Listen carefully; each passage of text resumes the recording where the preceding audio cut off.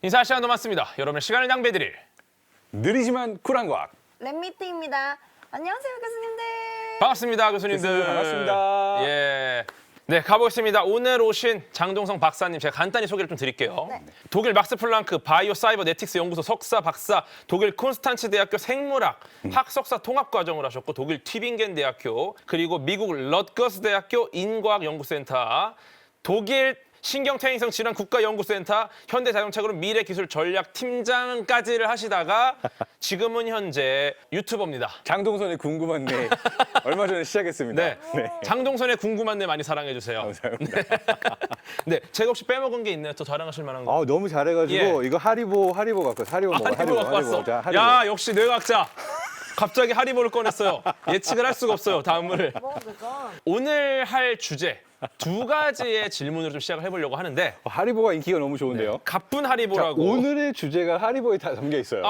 그래요? 왜냐하면 아, 예. 독일어로 하리보 노래를 부르면은 예. 하리보 macht Kinder froh und Erwachsene ebenso 이러거든요. 이게 야, 노래도 뭐냐면은 잘해. 이게 노래도 뭐냐면은 하리보를 먹으면은 아이들이 행복해진다. 아. 근데 아이들만 행복해지는 게 아니라 예. 어른들도 행복해진다. 오. 그래서 오늘의 주제는 바로 뇌가 느끼는 행복입니다. 야.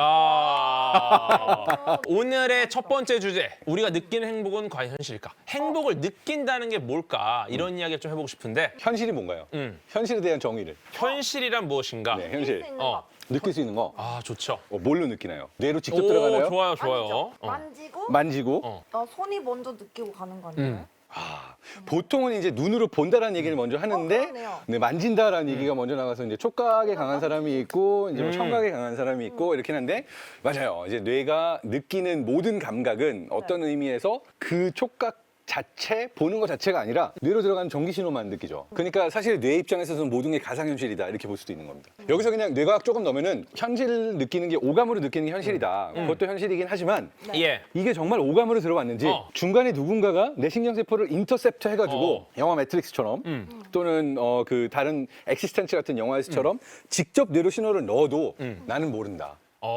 알 수가 없죠. 우리는 왜 뇌가 있을까? 요거서 시작해야 되지 않습니까? 자, 우리는 왜 뇌가 예. 있을까? 이거 뭐 처음에 뇌가 없는 애들부터 볼까요? 좋습니다. 뇌가 없는 애들부터 보면 식물은 뇌가 예, 없어요. 다음 장 주시면요. 네. 그러면 동물은 뇌가 있죠. 동물 그렇다면 뇌가 있죠. 식물과 동물의 차이는 예. 둘 다 세상의 뭐 빛의 신호 같은 거를 감각으로 볼 수는 있으나 쓰나미 같은 게 몰려온다. 예. 그러니까 막 외부 생활에 변화가 생긴다. 그러면 동물은 도망갈 수가 있지만 움직여서 그렇죠. 식물은 도망갈 수가 없죠. 예. 그러니까 사실 뇌가 생기기 위해서 필요한 거는 감각과 운동 둘 다 있어야 되는데 식물은 운동을 할 수가 없고 도망갈 수가 없고 예. 동물은 도망갈 수가 있는데 이 감각과 운동을 효율적으로 연결시켜 주면서 생긴 신경 연결망이 바로 최초의 원시적인 뇌라고 볼 수가 있어요. 그래서 이 뭐 예쁜 꼬마 선충이나 예. 다른 이런 애들도 가장 간단한 형태의 운동과 감각을 엮어줬는데 이걸로 인해서 가장 그 원초적인 행동들이 나오죠. 그래서 먹을 거라든지 아니면은 또 다른 생명체를 만났을 때 생식의 목적을 위해 가지고 찾아간다든지 이런 형태로 이제 움직일 수가 있는 게 가장 간단한 뇌가 해줄 수 있는 컨트롤, 보고 느끼고 내가 필요한 걸로 찾아갈 수 있는. 그래서 요거는 우리가 시뮬레이션에서 로봇이나 기계로도 쉽게 만들 수가 있어요. 여기는 이제 빛 센서가 있고 그 다음에 바퀴 모터가 있으면 요 둘을 어떻게 연결하느냐에 따라서 빛을 향해서 가기도 하고 빛에서 멀어지기도 하고 그러니까 좋아하고 싫어하고의 행동은 프로그래밍을 할 수가 있는 거죠. 예. 그래서 가장 간단한 뇌는 일단 외부에서 어떤 변화인지를 느끼고 운동하는 게 가장 간단한 뇌다. 그래서 우리가 이 고통과 행복은 서로 엮여 있다. 근데 태어나자마자 둘 다 느낄 수 있고 표현을 할 수 있다. 그러니까 아기들이 뭘 안다고 뭐가 고통스러운지 행복한지 뭐 이 경험이 많지 않아도 그냥 자기가 좋을 때는 행복한 표정이 나오고 막 정말 싫을 때는 고통스러운 표정이 나오고 그러니까 여기까지는 고통과 행복을 느끼는 거는 우리가 따로 배우지 않아도 그러니까 심지어 내가 시각장애를 타고 나서 세상을 볼 수 없다고 할지라도 그런 표정이 나올 정도로 예. 이제 그 고통과 행복은 기본적으로 느낄 수가 있죠. 우리는 그래서 왜 뇌가 있을까? 이거에 대해서 간단히 좀 말씀 부탁드리겠습니다. 자, 우리가 예. 뇌가 있는 이유는 외부에 변화가 생기면 거기에 대응하라고. 근데 그냥 대응만 하면은 붕어 정도밖에 안 되니까 뭔가 좋은 일이 있었나 안 좋은 일이 있었나 기억도 하고 그 기억에 기반해서 예측을 해서 반응을 하라고인데 예. 인간의 뇌가 포유류보다 더 좋은 이유는 단순히 나와 외부 변화만 예측하는 게 아니라 나 말고 딴 애들은 이 변화에 어떻게 갈까? 타인의 예. 생각을 예를 들어서 하리보가 하나밖에 안 남았다. 셋 다 배가 고프다. 그럼 누가 빨리 집을까? 그러니까 다른 사람은 어떻게 반응을 할까? 하리보를 좋아할까 좋아하지 않을까? 이것까지 예측을 해가지고 내가 행동을 한다는 거죠. 아, 그렇군요. 결국은 뭐 위협이던 어떠한 상황에 대해서 대응하기 위해서 뇌는 점점 발전을 한 거라고 볼 수 있겠네요. 하리보가 그래서 다 먹어버렸어요. 네, 좋습니다. 네, 그러면 이제 왜 뇌가 필요한가에 대한 이야기를 좀 해봤고, 우리는 왜 뇌가 있는가? 그럼 인간의 뇌는 정말 특별한가? 또 이런 질문을 해볼 수 있을 것 같습니다. 자, 인간의 뇌는 특별한데 우리 한번 얘기를 나눠볼까요? 인간의 뇌가 특별한가요? 특별하다라는 걸 먼저 정의를 해봐야 될 것 같아요. 특별하다. 아, 이런 식으로 돌려주다니. 특별하다는 걸 어떻게 정의할 수 있을까요? 그러니까 비교 대상을 줘야죠. 그렇죠. 그럼 뭐와 특별하냐? 일단 포유류 놓읍시다. 포유류 중에서 이제 뭐 침팬지 놓을까요? 침팬지와 인간. 좋다. 침팬지에 비해서 인간의 뇌가 특별한가? 요거는 특별하다고 보죠. 예. 어떤 점이 특별한가요? 일단 침팬지는 자기 뇌가 우리보다 특별하다 안 하다를 생각 안 합니다. 하지만 우리는 우리 뇌가 침팬지에 비해서 특별한지 안 한지 생각하니까 우리가 특별하지 않겠습니까? 딩동댕. 자, 인간의 뇌가 특별한 예. 첫 번째 이유 하나 나온 거는 메타인지. 메타인지. 그러니까 내가 어떻게 느끼고 생각하는가를 스스로 생각할 수 있어요. 오, 그렇군요. 내가 생각하는 나를 바라볼 수 있어요. 자, 저 공간 감각 나왔어요. 공간 감각. 공간 감각, 오, 창의력, 창의력. 뭔가 뇌로 가는 에너지가 많다. 우리 야. 진짜 이 대단하다. 저희 교수님들 수준이 굉장히 높습니다. 예. 두 가지 예. 다 나왔어요. 이게 메타인지도 있는데 예. 되게 재밌는 게 인간의 그 공간을 탐험하는 능력이 또 특별해요. 오, 호모사피엔스가 다른 애들보다 막 헤매고 다니면서 길 찾고 새로운 걸 찾고 다른 사람들을 만나러 많이 헤매고 다녔어요, 길을. 그래서 사실 생각해보면 옛날 몇만 년 전에는 사람이 많이 없었잖아요. 근데 어떤 사람이 어디 있었나 그 수없이 많은 사람들 중에서 예. 100km를 이동해가지고 사람 만나서 한 2시간 동안 정보 교환하고 너는 이거 먹고 사는 거 이거 좋구나 그런 게 즐거워가지고 헤매고 다니면서 다른 사람들을 만나고 돌아다니는 그런 사회성이 높았는데 예. 이 사회성과 공간 지각 능력과 창의력 이게 다 상관관계가 있어요. 헤메사피엔스라고. 거짓말 잘하는 능력도 거짓말. 나왔어요. 거짓말을 연구하는 게 어려운 게 이게 거짓말이라는 걸 정의를 하면 나는 이게 사실이 아니라는 걸 알고 있지만 예. 사실이 아닌 걸 말하는 순간 거짓말이잖아요. 근데 인간은 얼마나 대단하냐 하면은 내가 거짓말이라는 걸 알면서 거짓말을 해놓고 예. 그 다음 순간 스스로 한 거짓말을 믿을 수 있는 능력이 있어요. 야, 말도 안 대단한 돼요. 능력이죠. 네, 이게 가끔 예. 이제 뭐 이제 선거 나오시는 분들 보면 그런 분들 좀 있는 것 같고 이 공약이나 저 공약이나 이제 내가 말을 할 때 내가 하는 말을 믿지만 그 전에 무슨 말 했었는지는 까먹고 근데 이 경우는 거짓말 탐지기를 켜도 이 사람이 거짓말했다는 걸 증명할 수가 없어요. 맞아. 그럼 이거는 진짜 이렇게 뇌만을 들여다봐가지고서는 이게 맞는 거야, 틀린 거야, 과학적으로 측정하기가 되게 어려운 거죠. 그렇죠. 예. 자, 이건 제가 늘 가지고 다니는 슬라이드 중에 하나인데 예. 2만 년 전 구석기 시대의 동굴에 살던 원시 인간들과 지금 이 유튜브 라이브를 하고 있는 인공지능의 시대에 살고 있는 4차 산업혁명의 시대에 살고 있는 우리들과 뇌가 얼마나 차이가 날까요? 10,000년 전에 가지고 있던 인간의 뇌랑 지금 우리의 뇌가 하드웨어만 놓고 보면 생물학적으로 전혀 업그레이드가 되지 않은 거예요. 퇴보했다는 말씀도 있으시고요. 퇴보는 이제 게임을 너무 많이 하거나 이제 똑같은 것만 계속 보고 있는 사람들. 근데 변화하지 않았는데 우리가 어떻게 지금 이 문명을 일으키고 이 많은 발견들을 할 수 있었을까? 그거는 궁금하지 않아요? 그러니까 이게 제가 가지고 있는 그 늘 얘기하는 가설 중에 하나인데 결국 인간은 서로 연결되었을 때 힘을 발휘하는 존재예요. 그러니까 사람과 사람의 연결이 그렇군요. 모든 발견을 만들고 혁신을 만들고 그래서 우리가 생각하는 모든 그 산업혁명도 예. 문자, 활자 발견, 책, 인지혁명, 그다음에 증기기관, 자동차, 기차 이 모든 것들도 결국은 시간과 공간을 극복해서 사람들이 정보와 지식을 교환할 수 있게 만들어준 거죠. 야, 그렇군요. 이거야말로 우리가 예. 발전할 수 있게 해준 건데 또 이제 역사를 보게 되면 중세 시대나 아니면은 특정 독재 국가 이런 데는 또 정보와 지식이 독점돼 있었잖아요. 그렇죠. 그런 쪽에 살던 사람들은 사실 되게 불행하기도 하고 굉장히 어떤 발전을 하기가 어려웠었죠. 그렇죠. 어떻게 보면 좀 문물을 열어준 쪽이 좀 더 우위를 차지한 경향이 있죠. 지금 보면. 그래서 네. 결국은 사람과 사람의 연결, 우리의 사회성이 지금의 우리를 만들었다. 예. 그래 소통을 해야 된다. 그래서 저희가 과학 소통을 이렇게 하고 있습니다. 나 이 얘기 나올 줄 알았어요. 네, 여러분과 예측하고 우리의 있었어요. 연결. 자, 요 다음 장이 바로 연결해서 넘어가기가 너무너무 좋은데 우리 뇌 안에 거울신경세포라는 게 있어요. 기가 막히죠. 근데 단순히 거울신경세포만이 있는 게 아니라 예. 더 재미있는 거는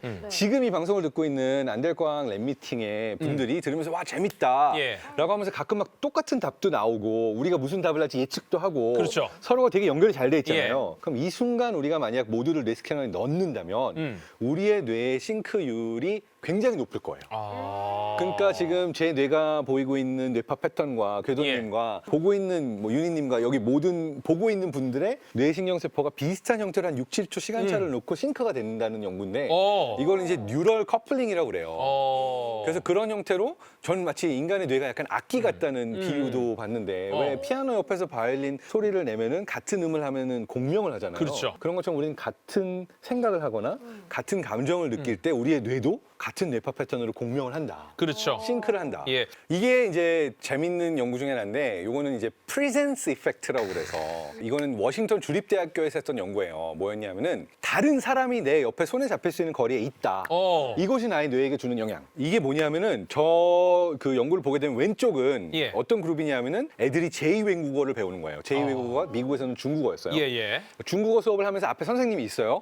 그래서 그걸 배워요. 근데 두 번째 그룹 애들은 똑같은 선생님이 똑같은 강연을 보는데 그냥 온라인으로 온라인 그러니까 말하자면 TV로 찍어가지고 옆에 방에서 TV로 이제 화면에 쏴주는 걸 보는 거예요. 아, 과거와 현재네요, 지금 어떻게 보면 근데 저 두 그룹 중에 어느 그룹이 어. 외국어를 더 잘 했을까? 무조건 왼쪽 학습했을까? 아닙니까? 무조건 왼쪽이에요. 무조건 왼쪽이죠. 그렇죠? 선생님이 앞에 있는. 요 다음 장은 뭐냐면은 아까처럼 앞에 있을 때 더 공부 잘하는 건 너무 뻔하잖아요. 그렇죠. 근데 옆에 방을 또 이제 방이 적어가지고 두 그룹으로 나눈 거예요. 아. 그래가지고 한 그룹은 그렇다. 혼자 앉아 있었고 그렇다. 다른 그룹은 뭔가 방이 충분하지 않아가지고 여러 명이 동시에 TV를 봤는데 예, 예. 여기도 차이가 있었어요. 요거는 오른쪽 아닙니까? 맞아요.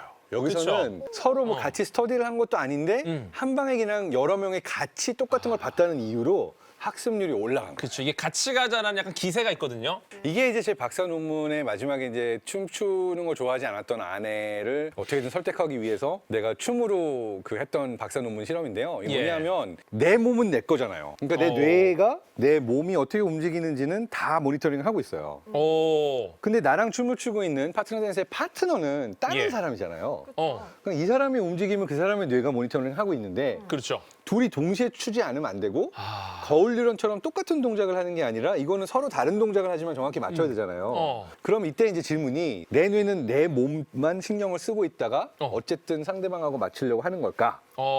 아니면은 상대방의 몸까지도 내 몸의 일부처럼 예측을 해가지고 모니터링을 하면서 상대방의 몸 움직임까지도 내 뇌 안에 들어와가지고 내가 두 가지를 같이 모니터링을 하는 걸까? 아. 어떨 것 어떻습니까? 전 첫 번째 예. 맞지 않나? 그 나는 같은 몸이라고 생각하기 힘들 것 같아요. 그렇죠. 그런데 서로 다른 동작인데 같이 파트너 댄스라는 동작을 볼 때는 네. 예. 상대 파트너의 동작까지도 마치 내 몸의 동작인 것처럼 뇌가 같이 안에 넣고 모니터링을 하고 있어요. 오. 우와. 어떤 거냐면은 결국 우리는 우리 뇌 안에 나라는 존재만 있는 게 아니라 아. 공진할 때, 공명할 때, 공감할 때, 춤출 때 그렇죠. 다른 사람을 내 뇌 안에 넣고 있다. 예, 그다음 자료도 굉장히 재밌어 보입니다. 다음 자료 주시면요. 우리 뇌가 특별한 이유 중에 하나가 예, 예. 허구를 만들 수 있고 허구를 믿을 수 있어요. 그러니까 다르게 말하면은 스토리텔링에 강한 뇌라는 거예요. 아. 그 얘기는 뭐냐면 내가 스스로 내 상황을 메타인지를 볼 수 있잖아요. 나 지금 그렇죠, 힘들구나. 그렇죠. 나 지금 너무너무 힘든데 존버해야 되나. 예. 막 이런 것들. 근데 이 순간 내가 너무 힘들어서 포기하고 싶을 때 어. 나의 인생을 바꿀 수 있는 스토리를 듣는다. 예. 그럼 그 스토리 때문에 나는 버틸 수 있는 힘을 얻어요. 그러니까 예를 들어서 내가 되게 힘든 아싸 생활을 하고 있었다고 그래요. 저도 약간 어렸을 때 그런 생활 한 적이 있는데. 예. 근데 미운 오리 새끼라는 동화를 읽어요. 음. 그러면은 그냥 미운 오리 새끼가 아니라 사실 나도 나중에 백조가 될 수 있지 않을까 이런 꿈을 꾸는 순간 내가 내 스스로를 바라보는 스토리가 달라지면서 나는 또 살림을 얻잖아요. 근데 방금 보여드렸던 이 슬라이드는 제가 이제 좋아해가지고 이제 생각했던 비유가 예. 갑각류 개나 가재 같은 경우는 껍질이 딱딱해요. 음. 그러니까 뭐 이렇게 막 공격을 받아도 얘네들은 상처를 입지 않아요. 그럼 얘네들은 어떻게 성장할까? 하기 위해서는 이 딱딱한 나를 보호하는 껍질을 벗고 나와서 완전 야들야들하게 제일 약해진 잡아먹히고 당장이라도 죽을 것 같은 그 약해진 순간에 오로지 성장해요. 그래서 상처 안 받는 강한 순간에는 성장을 하지 않고 가장 약해져 있는 순간에만 성장을 하는데 저는 인간의 마음이 약간 갑각류 같지 않나. 그러니까 우리가 가장 힘들고 약할 때 우리가 성장을 하고 있고 아, 나 잘 나가는데 나 괜찮은데 라고 별로 상처 안 받을 때는 사실 내가 크고 있거나 성장을 하고 있지는 않은 거죠. 저도 어떻게 보면 인생의 철학을 하나 정해놓은 게 있는데 선택의 순간에서 뭘 골라야 되느냐 할 때 저는 무조건 둘 중에 저한테 어려운 쪽을 골라요. 힘든 쪽. 그러면은 웬만하면 옳은 선택입니다. 왜냐면은 힘들지 않은 쪽은 여기서 내가 얻을 게 하나도 없어요. 너무 편안한 거죠. 그런데 힘든 쪽은 내가 힘든 이유가 이걸 통해서 내가 무언가를 얻습니다. 자, 궤도님이 네. 지금 엄청나게 좋은 예를 들어줬는데요. 스토리텔링의 뇌를 얘기했잖아요. 예. 지금 스스로에게 이런 스토리텔링을 하면 위너가 됩니다. 그러니까 굉장히 지금 하셨던 스토리가 예. 맞건 틀리건 감동적인 스토리라서 이 스토리를 믿으면은 내 스스로가 맞아요. 그렇다면 이게 이제 그 자기 실현성 이론이라고 그래서 self-fulfilling prophecy 맞게 그렇죠. 되는 거죠. 네. 저는 선택에 있어서 이런 이론이 있어요. 그러니까 이게 우리가 보통 고민 많이 하잖아요. A냐 B냐. 예. 아, A를 선택했어야 되는데 B를 선택했어야 되는데 이런 고민 많이 하잖아요. 근데 사실은 그 고민에서 A냐 B냐가 중요하지 않아요. A건 B건 뭘 선택하더라도 후회하는 스타일의 사람이 있고 A건 B건 뭘 선택하든 궤도님처럼 그게 맞는 선택이었어 라고 믿는 사람이 있는데 후자가 대부분 더 잘 돼요. 아, 그렇군요. 네.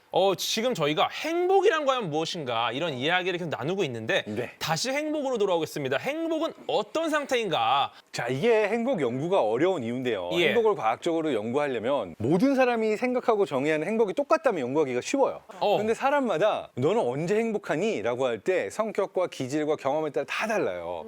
지금 보이고 있는 게 어떤 사람은 그냥 내가 미소가 나오고 그냥 평온하게 잔잔하게 행복할 때가 너무 행복한 사람이 있고 어떤 사람은 뭔가 도전을 해서 이뤄서 아 그래 이거지 내가 이걸 성공했어 라고 하는 이 성취감이 있어야 행복한 사람이 있는 거고 어떤 사람의 경우는 그냥 마음의 평화 아무도 날 건들지 않고 그냥 내가 스스로 나 혼자 마음의 평화만 있으면 행복해 라고 하는 게 다 행복이잖아요. 그렇죠. 이 세 가지의 그림만 봐도 사실 다 행복인데 느낌이 많이 다르죠. 그리고 뇌 안에서 나오는 호르몬도 다 다르죠.